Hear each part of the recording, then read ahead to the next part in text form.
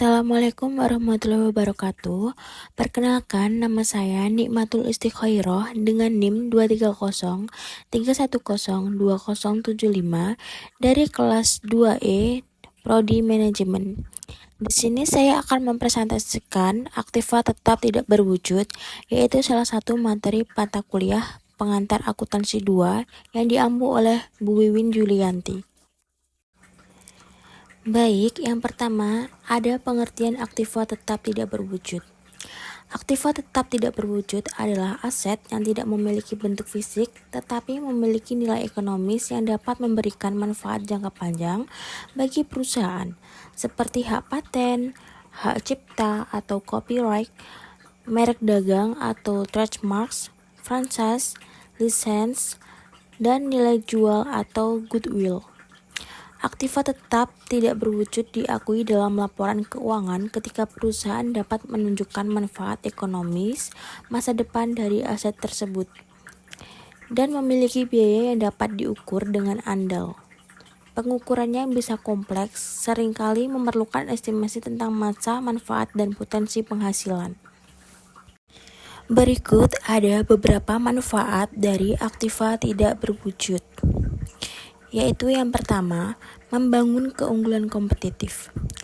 Aktiva tidak berwujud seperti paten dan merek dagang dapat memberikan keunggulan kompetitif bagi perusahaan dengan melindungi produk atau jasa yang unik dari persaingan pasar. Yang kedua, peningkatan nilai perusahaan. Aktiva tidak berwujud dapat meningkatkan nilai keseluruhan perusahaan di mata investor dan kreditur karena potensi untuk menghasilkan pendapatan jangka panjang. Yang ketiga, ada sumber pendapatan.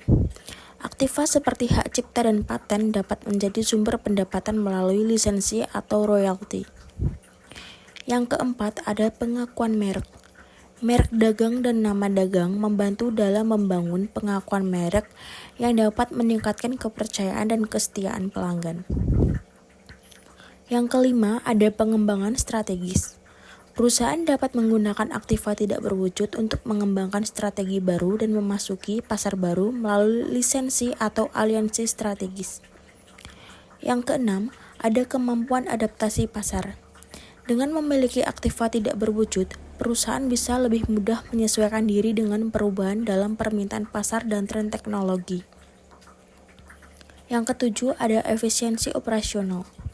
Perangkat lunak yang merupakan salah satu bentuk aktiva tidak berwujud dapat meningkatkan efisiensi operasional dan mengurangi biaya operasi. Dan yang delapan, ada perlindungan hukum. Aktiva tidak berwujud memberikan perlindungan hukum yang dapat mencegah pesaing menggunakan aset berharga tanpa izin, yang dapat mengamankan pendapatan dan posisi pasar. Secara keseluruhan, aktiva tidak berwujud sangat penting bagi daya saing dan pertumbuhan jangka panjang suatu perusahaan. Selanjutnya, ini ada contoh aktiva tetap tidak berwujud. Yang pertama, ada hak paten. Dan yang kedua, ada hak cipta. Dan ketiga, ada merek dagang. Dan keempat, ada franchise. Yang kelima, ada lisensi. Selanjutnya, ini ada pengertian dari hak paten atau paten. Hak paten adalah hak eksklusif untuk membuat, menggunakan, dan menjual suatu penemuan baru atau proses tertentu selama periode waktu yang ditetapkan oleh hukum. Paten melindungi inovasi, teknologi, dan memberikan pemegangnya hak untuk mengontrol penggunaan penemuannya. Berikutnya ada copyright. Copyright adalah hak eksklusif yang diberikan kepada pencipta atau pemilik hak cipta atas karya-karya kreatif yang dihasilkan seperti tulisan, musik, lukisan, film, dan perangkat lunak komputer. Perlindungan hak cipta biasanya berlaku selama jangka waktu yang ditetapkan oleh hukum. Di banyak yurisdiksi, periode perlindungan juga berlaku untuk karya yang telah dimiliki oleh perusahaan atau badan hukum. Meskipun hak cipta secara otomatis diberikan kepada pencipta saat karya tersebut diciptakan, dalam beberapa yurisdiksi, proses pendaftaran resmi juga tersedia. Pendaftaran hak cipta dapat memberikan keuntungan tambahan, seperti kemampuan untuk menuntut ganti rugi yang lebih besar dalam kasus pelanggaran hak cipta. Selanjutnya ada merek dagang atau trademarks. Merek dagang adalah simbol, nama, kata, slogan, atau desain yang digunakan untuk membedakan produk atau layanan dari pesaing di pasar. Merek dagang membantu mengidentifikasi dan membedakan produk atau layanan dari pesaing, berupa nama merek, logo, atau elemen visual lainnya yang menjadi ciri khas produk atau layanan tertentu.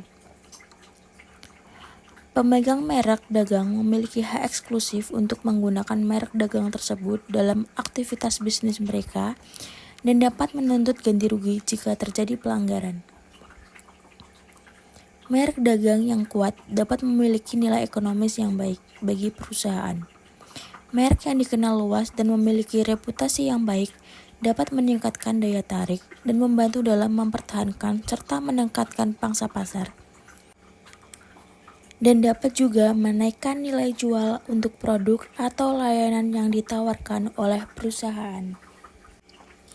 Di sini saya juga menyantumkan produk dengan merek dagang atau trademarks yang terkenal, yaitu meliputi Coca-Cola, Adidas, Apple, McDonald's, Sony, Toyota, Google, Samsung, Louis Vuitton, dan Starbucks.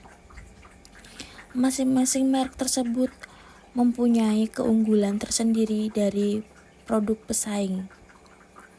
Merek dagang ini tidak hanya melindungi nama atau logo, tetapi juga membantu mengidentifikasi sumber barang atau jasa, membedakan dari pesaing dan menjaga reputasi serta goodwill yang telah dibangun oleh perusahaan tersebut. Selanjutnya ada franchise. Franchise adalah model bisnis di mana pemilik merek atau franchisor memberikan hak kepada individu atau entitas lain, yaitu franchisee, untuk menjalankan bisnis di bawah merek, sistem, dan model operasional yang sudah terbukti. Franchise sering digunakan di berbagai sektor seperti restoran, retail, dan jasa. Franchise menawarkan peluang bagi para pengusaha untuk memiliki dan mengoperasikan bisnis mereka sendiri dengan dukungan dan panduan dari merek yang sudah mapan. Sementara bagi franchisor, ini merupakan strategi untuk memperluas jangkauan dan pengaruh merek mereka. Di sini saya mencantumkan contoh beberapa franchise yang terkenal di Indonesia. Yang pertama ada Indomaret dan Alfamart. Sama-sama merupakan jaringan minimarket lokal yang sangat populer di Indonesia. Franchise Indomaret dan Alfamart menawarkan kesempatan bagi pengusaha untuk membuka toko dengan dukungan operasional, pemasaran, dan suplai barang yang sistematis. Selanjutnya ada KFC atau Kentucky Fried Chicken. Franchise asal Amerika ini sangat populer di Indonesia dengan menawarkan menu utama seperti ayam goreng. KFC Indonesia mengadaptasi beberapa menu lokal untuk menarik minat konsumen setempat. Berikutnya ada Chat Time. Franchise teh asal Taiwan ini menawarkan berbagai jenis minuman teh, termasuk bubble tea yang sangat populer di kalangan anak muda Indonesia. Berikutnya ada Ace Hardware. Franchise retail asal Amerika ini menyediakan berbagai kebutuhan peralatan rumah tangga, perkakas, dan lainnya. Ace Hardware memiliki reputasi kuat sebagai penyedia produk berkualitas dan pelayanan pelanggan yang baik. Berikutnya ada 7-Eleven. Meski sempat mengalami penutupan beberapa area, 7-Eleven adalah franchise minimarket yang sebelumnya cukup populer di perkotaan Indonesia, menawarkan konsep toko serba ada yang buka 24 jam. Waralaba di atas telah berhasil mengadaptasi model bisnis global atau lokal yang berhasil mengimplementasikan di Indonesia dengan mempertimbangkan preferensi dan kebiasaan konsumen lokal. Yang terakhir ada lisensi. Lisensi adalah perjanjian hukum di mana pemilik hak lisensor memberikan izin kepada pihak lain atau lisensi untuk melakukan aktivitas yang berada di bawah hak cipta, paten, merek dagang, atau hak kekayaan intelektual lainnya yang dimiliki oleh lisensor. Lisensi memungkinkan lisensi untuk menggunakan, memproduksi, atau menjual barang dan jasa yang menggunakan hak kekayaan intelektual tersebut sesuai dengan ketentuan dalam perjanjian lisensi. Secara keseluruhan, lisensi adalah alat penting dalam perdagangan dan distribusi kekayaan intelektual, memungkinkan inovasi dan merek untuk menjangkau pasar lebih luas sambil memberikan kompensasi kepada pencipta atau pemilik hak.